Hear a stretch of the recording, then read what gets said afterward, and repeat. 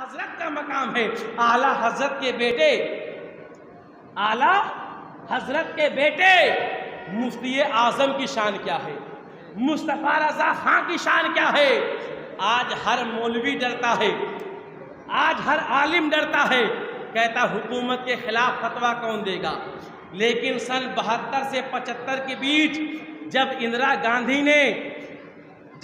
गांधी ने इमरजेंसी के दरमियान उसका क्या बोलते उसको नसबंदी का फतवा दिया, नसबंदी को लिए अनिवार्य किया, तो नसबंदी के खिलाफ जब नसबंदी को लागू किया तो आला हजरत के बेटे मुस्तफ़ा रज़ा खान ने कहा सुनो, इस्लाम में नसबंदी हराम है, हराम, और मैं फतवा देता हूं कि मुसलमान नसबंदी नहीं करवाएगा।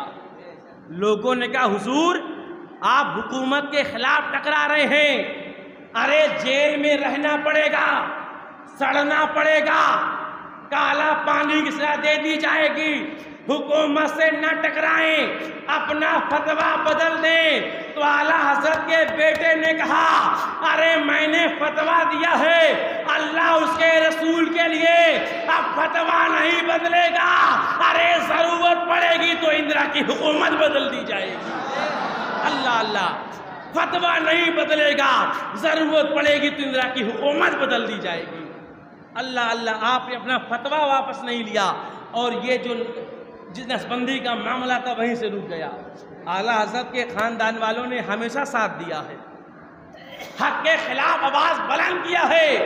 जब सबने बंद कर दिया, खामोश हो गए, जब मौलवियों के फतवे बिक गए, तब आला हजरत के खानदान का फतवा काम आया।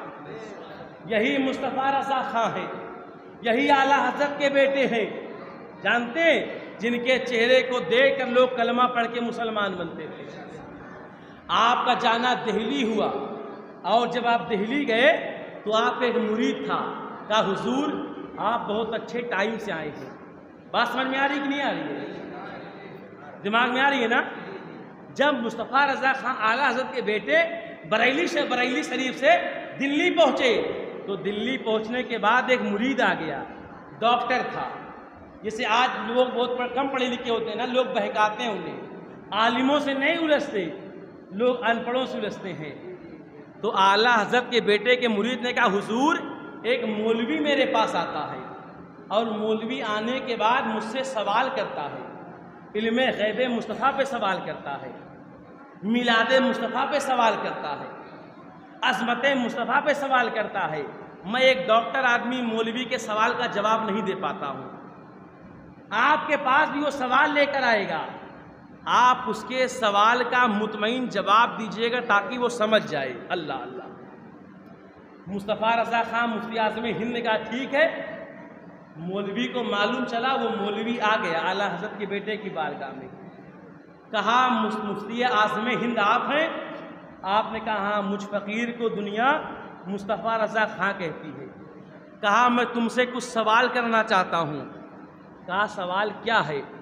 कहा मेरा सवाल ये है नबी के इल्मे गैब के मुतालिक कि नबी को इल्मे गैब था कि नहीं था। माज़अल्लाह, नबी मर के मिट्टी में मिल गए, जब हज़रत आयशा का हार गुम हुआ तो नबी ने क्यों नहीं बताया कि हार किसने लिया कि चील ले गई।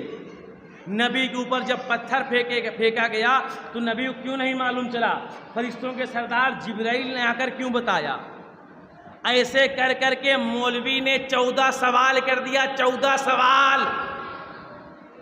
और जब मौलवी ने 14 सवाल किया तो मुस्तफ़ा रज़ा खान ने कहा मैं तेरे सवाल का जवाब बाद में दूंगा, पहले तू मेरे 3 सवाल का जवाब दे दे। उस देवबंदी मौलवी ने कहा तुम बरेलवी मौलवियों का यही तो खराबी है, सवाल का जवाब देते नहीं, उल्टा अपना सवाल थोप देते हो। कहा पहले तू मेरे सवाल का जवाब दे दे, ये मेरे सवाल का जवाब भी होगा और तेरे 14 सवालों का जवाब भी होगा। अल्लाह। उसने कहा बताओ आपका सवाल क्या है, आपका सवाल क्या है।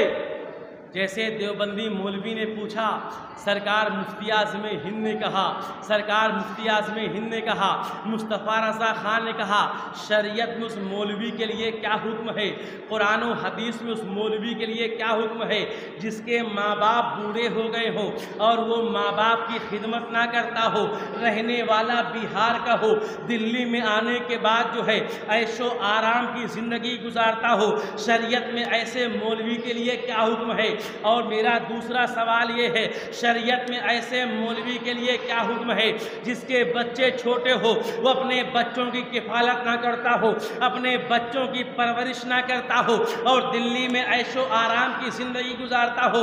ए मौलवी तू मुझे बता, शरीयत में ऐसे मौलवी के लिए क्या हुक्म हो जो बिहार से कर्जा लेके आया हो और कर्जा चुकाने की नीयत ना रखता हो और दिल्ली में आकर जो है ऐशो आराम की ज़िंदगी गुजारता हो। इतना सुनना था मोहतरम साहब, देवबंदी मौलवी रोने लगा, उसके आंखों से आंसू निकलने लगे। तो डॉक्टर ने कहा, ए देवबंदी मौलवी रोता क्यों है?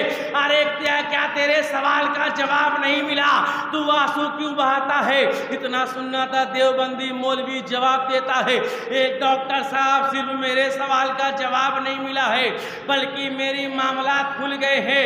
अरे जो बिहार से आया है वो कोई और मौलवी नहीं है, इसके माँ बाप बूढ़े हैं, वो कोई और मौलवी नहीं है। जो कर्जा लेके आया है वो कोई और मौलवी नहीं है, इसके बच्चे छोटे हैं, वो कोई और मौलवी नहीं है। जो दिल्ली में आराम से रह रहा है वो कोई और मौलवी नहीं है। अरे वो मौलवी मैं हूँ। अरे मुफ्ती आज़म हिंद वो बात जानते हैं जो मेरे अलावा कोई नहीं जानता है। अरे बरेली के इमाम ने सिर्फ मेरा जवाब नहीं दिया है, मेरे दिल को जीत लिया है। अरे मेरी समझ में आ गया है, जब बरेली के मुफ्ती आज़म हिंद का हाल ये है तो नबी के सुल्तान के इल्म का हाल है। अब मेरी समझ में आ गया है।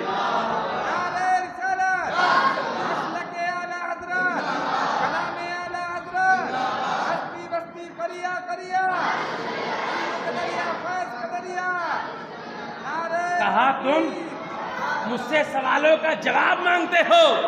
अरे मुफ्ती आज़म हिंद तो वो बात जानते हैं जो मेरे अलावा कोई नहीं जानता है। इन्होंने मेरे दिलों को जीत लिया है। ए मुस्तफ़ा रज़ा ख़ान, सिर्फ आपने मेरा जवाब नहीं दिया है, आपने मेरे दिल को मुतमईन कर दिया है। अब मेरी समझ में आ गया है, जब बरेली के मुफ्ती आज़म हिंद के इल्म का हाल ये है तो नबी के इल्म गैब का हाल क्या होगा। अब मैं आपके हाथों पे तौबा करता हूँ, मुझे